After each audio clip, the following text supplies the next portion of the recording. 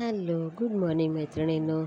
चला, आजचं वातावरण तुम्हाला दाखवते. इतका मस्त थंडगार झालं होतं आणि हिरवंगारसुद्धा आहे आणि भरपूर जोरात पाऊस येतो आहे. तर आज आहे गणपती बाप्पाचा विसर्जनाचा दिवस आणि तुम्ही इथे बघू शकता. परत एकदा सगळं बिना कांदा लसणाचं इथे जेवण बनवलेलं आहे. आज शेवटचा दिवस आहे गणपती बाप्पाच्या नैवेद्याचं. तर इथे मस्तपैकी माझं सगळं जेवण तयार झालेलं आहे आणि मी आज परत एकदा शेवटचा दिवस आहे ना, म्हणून मोदक बनवलेले आहेत. तर म्हणजे पहिल्या दिवशी आणि शेवटच्या दिवशी आमच्याकडे मोदक बनवले जातात. तर इथे मस्तपैकी मी पूर्ण नैवेद्याचं ताट भरलेलं आहे, जे गणपती बाप्पाची 21 मोदक ठेवलेले आहेत. आणि आमच्या घरातल्या नैवेद्यासाठी फक्त 5 मोदकांचा मी नैवेद्य भरून ठेवलेला आहे. सगळं मस्तपैकी नैवेद्य वगैरे भरून झाल्याच्या नंतर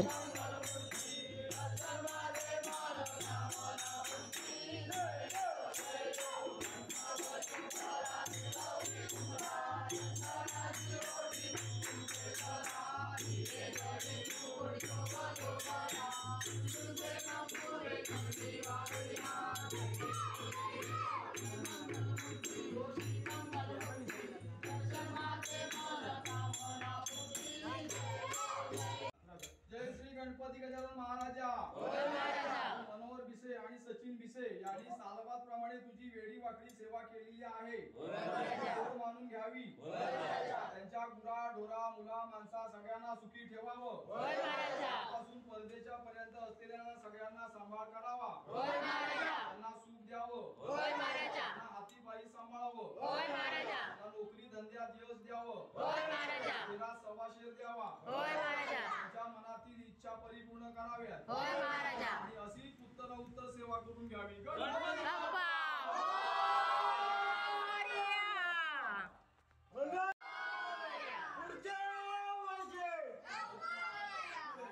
ऐकलत ना तुम्ही. मस्तपैकी आरती वगैरे झाली आणि त्याच्यानंतर ना आमच्याकडे ना शेवटच्या दिवशी ना गणपती बाप्पाला गारणं घालतात. म्हणजे जी पण काय चुकी झाली असेल, वेडीवाकडी पूजा झाली असेल, त्याची क्षमा मागितली जाते. आणि त्याच्यानंतर ना मस्तपैकी सगळ्यांनी जय जयकार करून गणपती बाप्पाचा त्यांना निरोप दिला आहे सगळ्या आरतीकारांनी. तर इथे मस्तपैकी सगळेजण आरती वगैरे करून झाल्याच्या नंतर ना आमच्याकडे इथे ना शिदा दिला जातो गणपती बाप्पाला. म्हणजे हे ना वर्षभराचं धान्य दिलं जातं. जसं गोडामध्ये साखर दिलं जातं, डाळ, तांदूळ, खोबरं दिलं जातं त्याच्याबरोबर आणि हळद पिंजर दिली जाते. तर आमची ही तीच तयारी चाललेली आहे. पहिला मी ना हे केळीची पानं मला मिळाली नव्हती. आम्ही चवईच्या पानामध्ये मी ना चवईचं पान चांगलं शेकवून घेतलेलं आणि मस्त लूज झाल्याच्या नंतर ना याच्यामध्ये सगळे शिदा आहेत ना ते बांधून घेतले जातात. प्रत्येक गावामध्ये तुम्हाला कालसुद्धा बोललेली आहे, जेव्हा गौरीचं पूजन केलं जातं तेव्हा, की प्रत्येक गावाची ना वेगवेगळी प्रथा असते. कोण कसं काय करतं ना ते मला माहिती नाही, की कुठल्या गावामध्ये किंवा कुठल्या भागामध्ये कसं धान्य दिलं जातं की काय दिलं जातं गणपती बाप्पाबरोबर. पण आमची अशी पहिल्यापासूनची एक प्रथा आहे, की गणपती बाप्पाबरोबर वर्षभर पुरेल ना त्याच्यासाठी हे असं एक शिदा दिला जातो. तर ते शिदा वगैरे बांधून झाल्याच्यानंतर ना आमच्याकडे मंदिरामध्ये आता आरती होते. सगळे गणपती गेल्याच्यानंतर एका मंदिरामध्ये जमा होतात. तिथे प्रसाद द्यायचा होता आम्हाला. त्यासाठी प्रसादाची तयारी केली आणि कविता आणि मी आता निघालो आहे आमच्या खालच्या घरामध्ये, मोठ्या घरामध्ये, जिथे गौरी आमच्या असतात ना तिथे बघा.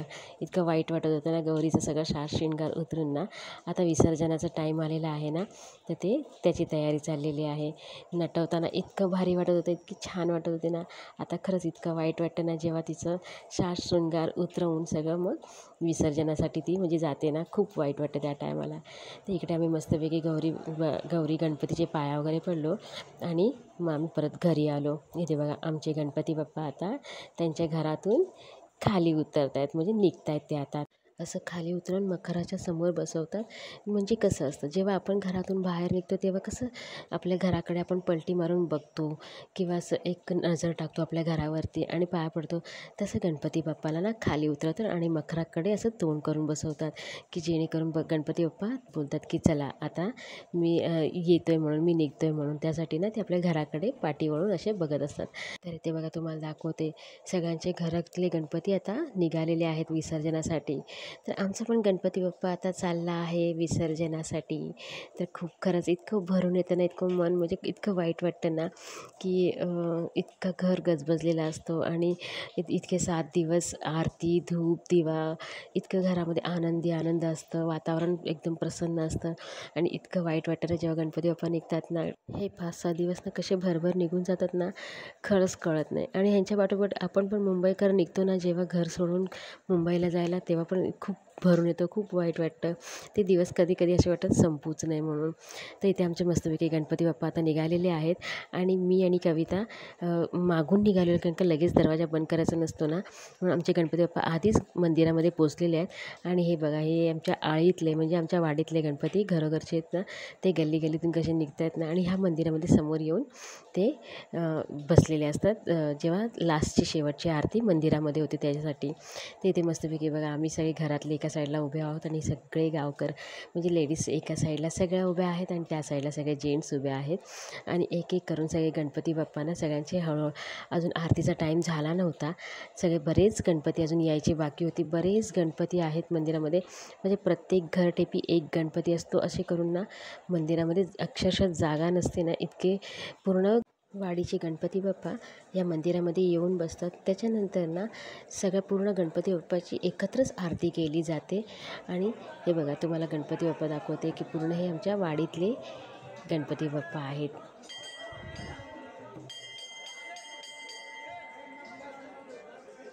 तर आता इथे ना आरती झाल्याच्या नंतर ना सगळ्यांनी एक एक करून आपापले गणपती घ्यायचे असतात डोक्यावरती आणि मंदिराला एक फेरी मारायची असते. आणि त्याच्यानंतर मग बाजूलाच नदी आहे, त्या नदीवरती घेऊन म्हणजे विसर्जनासाठी सगळेजण आपापले गणपती घेऊन, हे बघा किती लाईनीमध्ये चालले आहेत.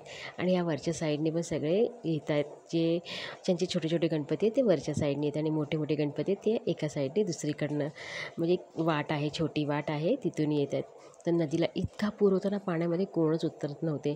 फक्त ज्यांना पोहण्याची वगैरे माहिती आहे ना, तीच मुलं नदीमध्ये उतरलेली आहेत आणि तेच विसर्जन करत आहेत. तिथे मस्तपैकी ना बघा, तुम्हाला त्या साईडला जी लोकं दिसत आहेत ना नदीच्या पलीकडे, त्या दुसऱ्या गावातले आहेत, पण एक नदी असल्यामुळे तिकडच्या गावाचे आणि आम्ही इकडच्या साईडचे मस्तपैकी विसर्जनासाठी ते जमा झालेले आहेत. आणि दिवसाचे बघा फटाके इथे फोडत आहेत. सगळं ते झालं, विसर्जन वगैरे झालेलं आहे मस्तपैकी आमच्या गणपती बाप्पाचा. आम्ही व्यवस्थित मस्तपैकी त्यांना निरोप दिलेला आहे आनंदामध्ये. आणि बघा इथे पाटावरती माती घेऊन येतात, जेणेकरून ही माती आहे ना ती घरावरती, घराच्या छप्परवरती टाकली जाते, म्हणजे आमचं स्लॅबचं घर चांगलं होऊ म्हणून. ही परंपरा म्हणजे खूप जुनी अशी रूढी आहे की असं केलं जातं म्हणून. तर ते मस्तपैकी आम्ही इथं पाटावरती आमची माती वगैरे आलेली आहे आणि आम्ही आता चाललेलो आहोत घरी. सर्वेशने आमचा पाठ घेतलेला आहे आणि ह्याच मंदिरामध्ये आमची गणपती बाप्पाची शेवटची आरती झालेली आहे. त्याच्यानंतर ना आम्ही घरी आलो. घरात एवढं सामसूम वाटत होतं ना, घर एकदम शांत शांत झालं होतं.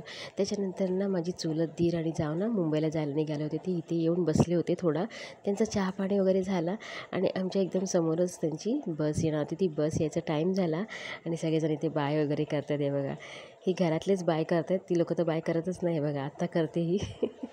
आणि ना आता ही लोकं निघालेत बघा, समोरून लक्झरी येते आणि ती लोकं आता मुंबईला जायला निघालेत. तर मस्तपैकी गणपती बाप्पाचे हे 7 दिवस सगळ्या आनंदात लुटून जो तो आपापल्या प्रवासाला लागलेला आहे. गणपती बाप्पा पण आपल्या प्रवासाला लागले आहेत आणि मुंबईकर पण आपल्या प्रवासाला लागलेले आहेत. तर हा छोटासा ब्लॉग तुम्हाला कसा वाटला ते कमेंट करून नक्की सांगा. तुमचे गणपती बाप्पाचे दिवस कसे गेले ते कमेंट करून नक्की सांगा. आणि हा ब्लॉग आवडला असेल तर लाईक, शेअर, सबस्क्राईब करायला विसरू नका.